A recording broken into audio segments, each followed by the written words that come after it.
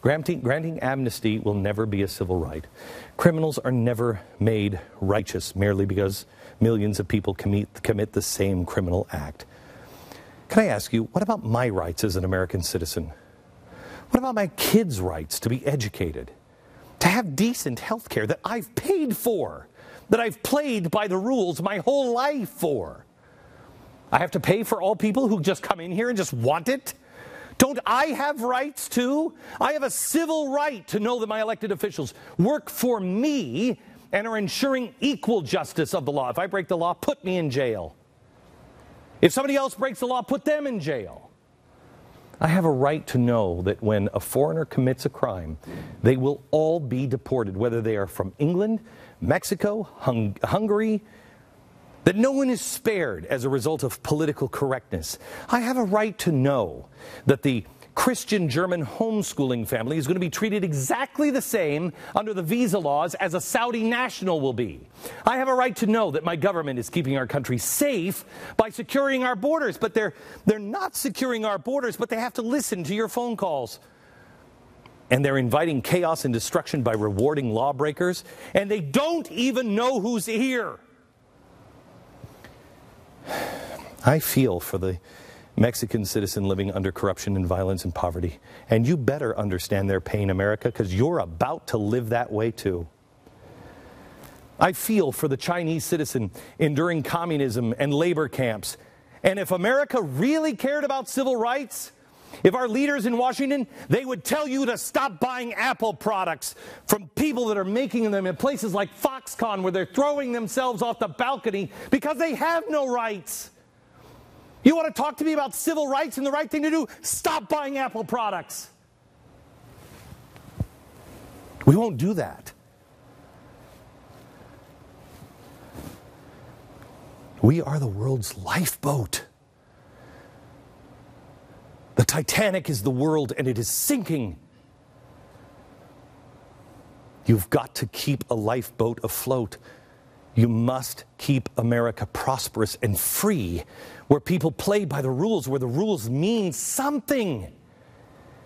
If there are special rules for special groups, let me ask you this. Are you going to go to a casino and play blackjack, where 21 is blackjack for me, but 14 and above is okay for everybody else? Are you ever going there?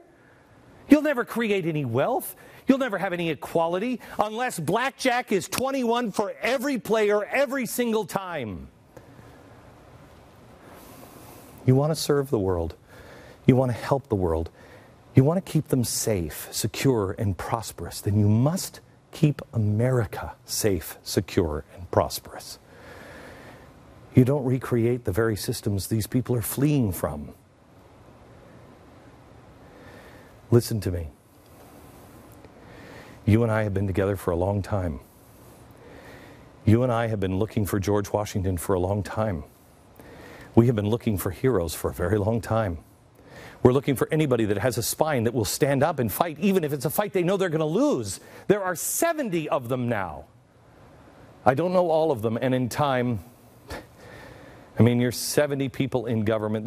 You're bound to get a few weasels, a few people that are going to get hammered, a few people are going to get promised something, a few people that will say, you know, but I'd still have power, so maybe I should, because if it doesn't work. But even so, if there are only 30 solid ones left standing in the end, they deserve our support. If they're going down on the ship, we should go down with them.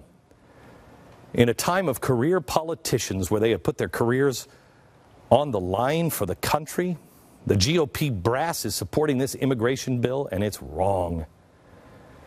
Anyone opposing it is not going to be supported in 2014 or 2016. The money that will be spent against these 70 by the Karl Roves of the world will be staggering. They will throw their big money behind the establishment, an establishment who's playing only for 2014 and 2016. What they fail to see is there isn't anything left by then. This very well may be the final stand. I said on the radio today, I'm going to have my name written in the book of life the size of John Hancock. I'm not doing this because I want to be on the winning side. I want to be on the right side. I will stand right alongside of them. When we told the Iraqis to rise up against Saddam Hussein in the early 90s, they trusted us and they rose up. And then we abandoned them and they were slaughtered. We told these people in Washington to rise up. We cannot abandon the gang of 70 or they will be slaughtered just as well. I make you my promise that this network will stand by this story and these people as long as they remain on the right side. We will tell you the good guys and we will tell you the bad guys. As long as they reflect the true principles and values of the Constitution, this network will stand by them. As long as they preach peace, we will stand by you. I will warn anyone who is watching. I want you to watch all of the networks. All of the networks.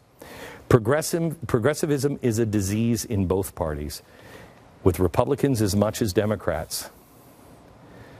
This network stands for maximum freedom, maximum personal responsibility. The smallest possible government is the only answer to survival.